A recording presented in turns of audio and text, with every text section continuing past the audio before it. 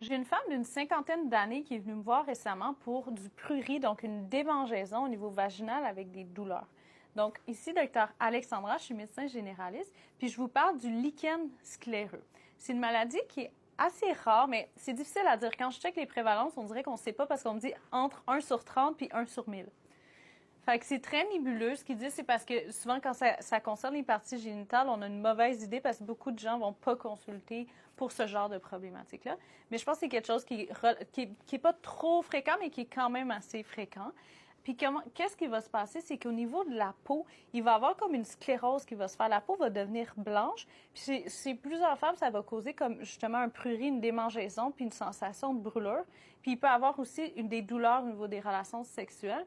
Puis c'est un diagnostic qui est surtout clinique. Fait que moi, quand je vais regarder, on va voir, souvent c'est le fameux 8, fait qu'il va y avoir autour du vagin puis autour de l'anus une blancheur. Fait que c'est la peau vient scléroser. Chez certaines femmes, ça va même se rendre jusqu'à une fibrose parce que le vagin va venir se fermer. Fait que la peau va venir se coller puis tranquillement, ça va se fermer jusqu'à ce que ça se ferme au niveau du méa urinaire. Puis c'est là que ça devient plus grave et qu'on va faire une chirurgie parce que quand le trou se ferme, la patiente ne peut même plus uriner.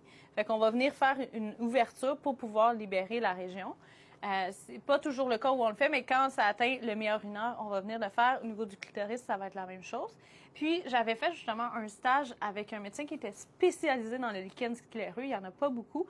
Puis lui, ce qu'il faisait, ça m'a un petit peu comme déstabilisé, c'est qu'il va venir ouvrir, déchirer un petit peu la peau pour réouvrir, pour éviter justement que ça se ferme de plus en plus, de plus en plus, de plus en plus. Puis c'est ce qu'il dit de faire à la femme. Parce que le traitement, c'est une crème de corticoïdes qui est très forte pour venir diminuer la démangeaison puis l'inflammation, puis pour éviter que ça progresse.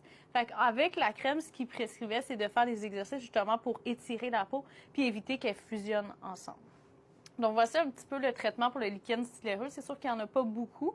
Puis, dans certains cas, c'est associé à une maladie auto-immune. Fait qu'on va faire certains tests des prises de sang pour être sûr qu'il n'y a pas d'autres maladies qui sont associées au lichen scléreux. Puis, il faut juste faire la différence parce qu'il y a aussi le lichen simplex, qui n'est pas la même chose, c'est plutôt quand il va y avoir la lichenification de la peau. C'est quand il y a un épaississement de la peau. Puis dans le lichen simplex, c'est quand la femme ou l'homme, là, ça peut se passer au niveau de la vulve, mais n'importe où au niveau de la peau, quand ils vont trop se gratter, fait que ça va être un auto-trauma qui va se faire.